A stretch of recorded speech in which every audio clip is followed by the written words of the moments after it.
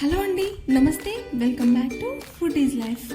ఈరోజు మనమైతే సొరకాయ పాలు పోసుకొని కర్రీ ఎలా ప్రిపేర్ చేసుకోవాలి అనేది అయితే చూద్దాము. ఇది చాలా పాతకాలం నాటి రెసిపీ అనమాట. అలాగే మన ఒంటికి కూడా చాలా చలువ చేస్తుంది, చేసుకోవడం కూడా చాలా ఈజీ. సో ఎక్కడ కూడా స్కిప్ చేయకుండా ప్రాసెస్లోకి అయితే వెళ్ళిపోదాము. ముందుగా సొరకాయని తీసుకుని ఇంత చిన్న ముక్కలుగా అయితే కట్ చేసుకోవాలి. ఇలా కట్ చేసుకున్న ముక్కలన్నింటినీ కూడా ఒక కడాయిలోకి అయితే తీసుకోవాలన్నమాట. ఈ కర్రీ వచ్చేసి చాలా చలవ చేస్తుంది. మనకి ఎప్పుడైనా వేడి చేసింది అనుకున్నప్పుడు ఇలాగా తేలిగ్గా అయిపోయే కర్రీ అయితే చేసుకోండి. ఇప్పుడు మనకి ఈ సొరకాయ ముక్కలన్నీ కూడా కడాయిలోకి వేసుకున్నాం కదా, ఇవన్నీ కూడా బాగా మునిగేంత వరకు పాలైతే పోసుకోవాలి. మనం పూర్తిగా పాలతోనే ఈ ముక్కలన్నింటినీ కూడా బాగా ఉడకపెట్టుకోవాలి. 3/4 వంతు పాలు, 1/4 వంతు నీళ్ళు అయినా పోసుకొని మనం ఉడకబెట్టుకోవచ్చు. లేదు అంటే మొత్తం పాలు అయినా కానీ పోసుకొని అయితే మనం ఉడకబెట్టుకోవచ్చు. ఈ ముక్కలు బాగా మగ్గడానికి పైన ఒక ప్లేట్ అయితే వేసేసుకొని మంచిగా బాగా కుక్ అయిపోయేటట్టు బాగా ఉడకబెట్టుకోవాలి. మనకి ఈ ముక్కలు ఉడకడానికి 10 నుంచి 15 నిమిషాల టైం అయితే పడుతుంది. మనకి పాలల్లో ఉన్న వాటర్ కంటెంట్ అంతా ఎగిరిపోయి మనం మూత తీసి చూడగానే ఇలా ముక్కలకి బాగా పాలతో బాగా ఉడికి ఉంటుందన్నమాట. సో ఇక్కడ చూస్తున్నారు కదా, ముక్క అనేది మెత్తగా ఉడికిపోయిందన్నమాట. సో కొద్దిగా ఏమైనా ఉడకపోతే మళ్ళీ కొంచెం పాలు పోసుకొని మళ్ళీ ఉడకపెట్టుకోండి. మనకి పూర్తిగా పాలతోనే వేసుకుని ఉడకపెట్టుకుంటే మనకి కమ్మటి టేస్ట్ అయితే వస్తుంది.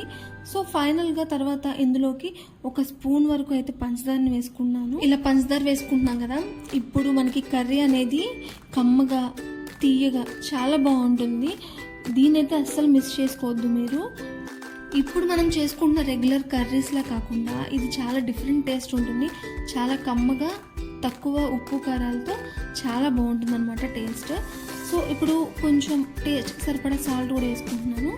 ఇది కూడా వేసుకుని మంచిగా మొత్తం కూడా కలిపేసుకోవాలి. ఒకసారి పంచదార వేసిన తర్వాత అది బాగా కలిసి బాగా ఉడికిన తర్వాత ముక్కలు తర్వాత మాత్రం ఉప్పు వేసుకోవాలి. సో ఉప్పు కూడా బాగా కలిసిపోయిన తర్వాత పక్కన పెట్టేసుకొని ఇప్పుడు దీనిలోకి మనం తాలింపు అయితే ప్రిపేర్ చేసుకున్నాము. సో ఫస్ట్ అయితే చిన్న కడాయిని ఒక దాన్ని పెట్టేసుకుని అందులో ఒక 2 స్పూన్ల వరకు ఆయిల్ వేసేసుకొని అందులో 2 ఎండుమిరపకాయలని ఇలా చిన్న ముక్కలుగా కట్ చేసుకుని వేసుకోవాలి.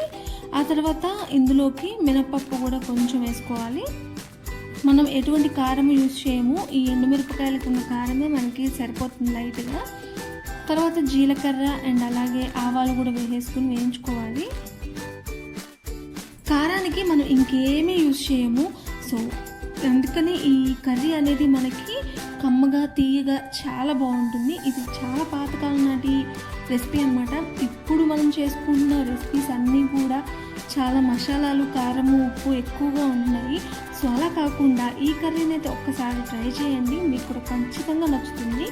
ఇప్పుడు మనకి తాలింపు అంతా వేగిపోయిన తర్వాత ఫైనల్గా ఇలా ఫ్రెష్గా క్లీన్ చేసుకున్న కరివేపాకును కూడా ఒక రెమ్మని వేసుకుని వేయించుకోవాలి.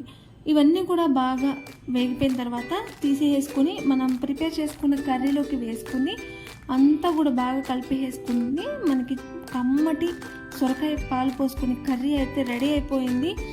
కొంచెం వెరైటీగా ఉంది. ఇప్పటిదాకా మనం అయితే ఇది ట్రై చేసి ఉన్నాము. ఒకసారి అయితే ఈ కర్రీని ఇలా ట్రై చేయండి, మీకు కూడా ఖచ్చితంగా నచ్చుతుంది. అండ్ అలాగే హెల్త్కి కూడా చాలా మంచిది.